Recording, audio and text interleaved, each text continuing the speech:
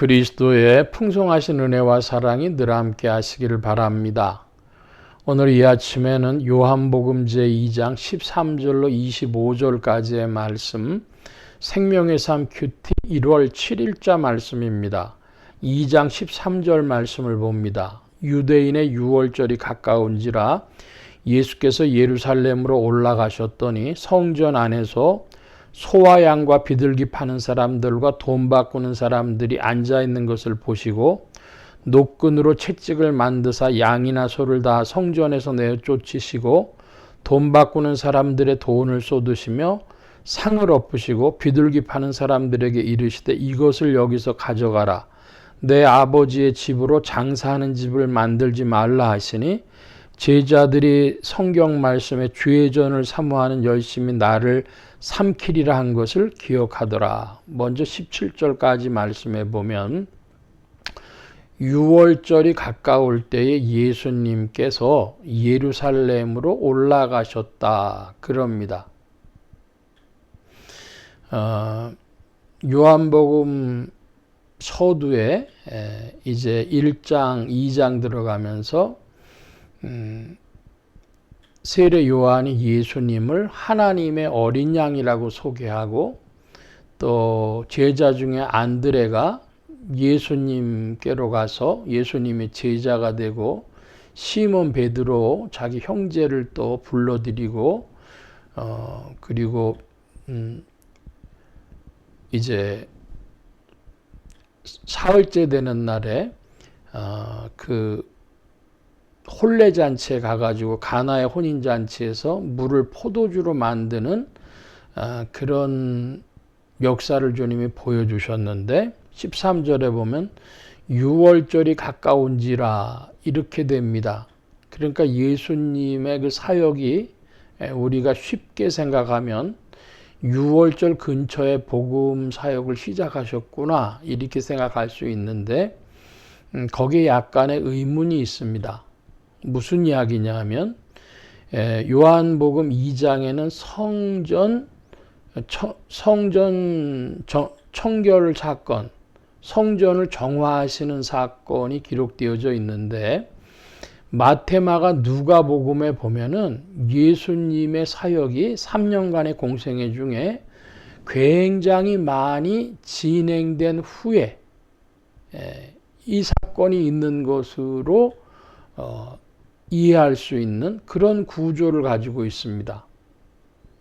예수님의 공생애 중에 최소한 2년 정도 후에 있을 일인데 요한복음에서 이제 예수님이 사역을 펼치자마자 성전 정화 사건이 있는 것처럼 지금 기록되어졌다는 것이죠. 그래서 이 유월절이 언제 유월절이냐 이 질문이 있다 이 말씀입니다. 만약에 이 유월절이 다른 복음서와 같이 예수님의 공생의 2년째에 들어선 그런 사건이었는데 사도 요한이 이 사건을 이렇게 앞으로 땡겨서 마치 며칠 안에 있었던 일처럼 기록했다면 그것은 요한의 어떠한 의도를 잘 드러내고 있는 것이다. 이렇게 우리가 봐야 할 것입니다. 그럼 요한은 무슨 의도로 바로 이 사건, 성전 정화 사건을 기록하고 있을까? 그 말씀은 바로 조금 이따 살펴보기로 하고 성전 정화의 대상이 된 것들은 양이나 소를 내쫓고 돈 바꾸는 상을 엎으시고 비둘기 파는 사람들 가져가라고 이렇게 하신 겁니다. 자, 이것들이 다 뭐와 관계되냐 하면 예루살렘 성전에서 쓰이는 성전 입장료, 성전 세겔과 그리고 제물입니다. 하나님 앞에 제사 드릴 때 쓰여지는 제물들에 대해서 소나 양이나 비둘기 같은 제물들인데 이런 모든 사고 파는 매매하는 것들은 성전에 있는 제사장의 수하들에게 독점 거래처럼 돼서 거기서 장사하는 걸 허락받은 사람들만이 했다 그럽니다. 그러니까 독점 사업인데요. 독점 사업의 독점권을 얻으려면은 그 제사장 무리들에게 돈을 줘야 되겠죠. 그리고 그 돈까지 얹어가지고 자기들이 벌어야 되니까 일종의 독점 사업이고 폭리를 남기는 사업을 하게 되는 것입니다. 그래서 예수님은 강도의 구렬이라고 복음서에 보면 그런 표현도 하셨습니다. 특별히 이 돈을 바꾸는데 그 당시에 로마 돈이라든지 혹은 그리스 돈이라든지 이런 돈들을 가지고 환전을 해야 됩니다. 오늘날 우리도 한국 돈을 가지고 달러라든지 엔화라든지 위엔화라든지 유로라든지 이렇게 환전을 하면 수수료가 발생하지 않습니까? 그런데 그게 독점 사업이었으니까 굉장히 많은 수수료를 남겼겠죠. 그래서 이 아버지의 집을 장사하는 집으로 만들지 마라. 그러면서 주님이 내어 쫓으신 것입니다. 그랬더니 유대인들이 네가 뭐냐? 네가 누군데 그러냐? 우리에게 표적을 보여라. 네가 이런 일을 행하니 무슨 표적을 우리에게 보이겠느냐? 10절 말씀이죠. 18절, 19절 이하의 말씀 봅니다. 예수께서 대답하여 이르시되 너희가 이 성전을 헐라 내가 사흘 동안에 일으키리라. 유대인들이 이르되 이 성전은 46년 동안에 지었거늘 네가 3일 동안에 일으키겠느냐 하더라. 그러나 예수는 성전된 자기 육체를 가리켜 말씀하신 것이라. 자, 먼저 21절까지 말씀해 보면은 성전이 있는데 그 성전 헐어버려라 하니까 유대인들이 46년 동안 지은 성전이다. 헤롯 성전이죠. 헤롯이 유대인들의 환심을 사기 위해서 46년 동안 지은 그거 헐어버려. 주님이 이렇게 말씀하시는 겁니다. 왜 그러냐? 그랬더니 그 성전을 내가 사흘 만에 일으키겠다 말씀하십니다. 이 말이 안 되는 거죠. 46년 동안 왕의 권세로 많은 사람들이 들러붙어서 성전을 지었는데 예수님은 사흘이면 짓겠다 이렇게 말씀하시는 겁니다. 그랬더니 그가 그 이야기인 즉슨 21절에 성전된 자기 육체를 가리켜 말씀하신 것이라. 자, 이제 요한복음이 신령해지는 부분이 나옵니다. 예수님 자신이 참된 하나님을 만나고 하나님께 제사 드리고 하나님을 섬기는 곳이라는 겁니다. 근데 예수님은 부활 승천하셨잖아요. 그러니까 예수님이 이제는 이 지상에 뭘 두셨습니까? 자기의 이름을 두셨고 그 주님의 몸된 교회를 이 지상에 두셨습니다. 주님의 지체가 되는 몸을 이루는 교회를 두셨습니다. 그래서 교회를 통해서 주님의 이름을 통해서 주님께 예배드리는 것이죠. 교회는 무엇이냐 할 때에 성령의 능력 안에 있는 교회요. 성도들의 공동체인 교회입니다.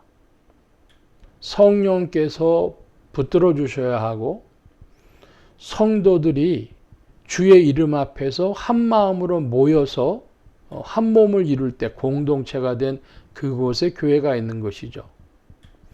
그러니까 오늘날 주님 앞에 어떻게 나아가느냐, 신령한 의미에서 성령님을 힘입어 성도들의 공동체가 있는 곳에 주의 몸된 교회가 있는 것이죠.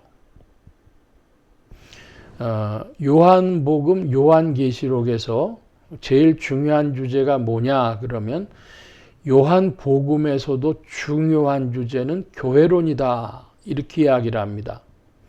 요한계시록도 많은 이들이 종말론 하는데 요한계시록이 참된 주제도 교회론이라 합니다.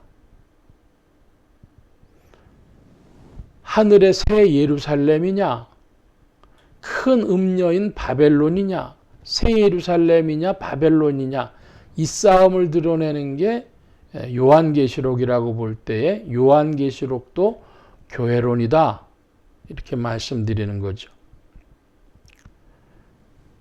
예수님께서 부활하신 그리스도의 몸이 참된 성전이다. 우리가 그곳에서 하나님께 예배드린다. 이 의미를 깊이 살펴보시기를 바랍니다.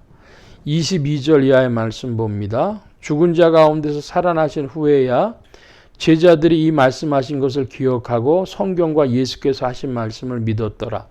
6월절에 예수께서 예루살렘에 계시니 많은 사람이 그의 행하시는 표적을 보고 그의 이름을 믿었으나 예수는 그의 몸을 그들에게 의탁하지 아니하셨으니 이는 친히 모든 사람을 아시며 또 사람에 대하여 누구의 증언도 받으실 필요가 없었으니 이는 그가 친히 사람의 속에 있는 것을 아셨음이니라.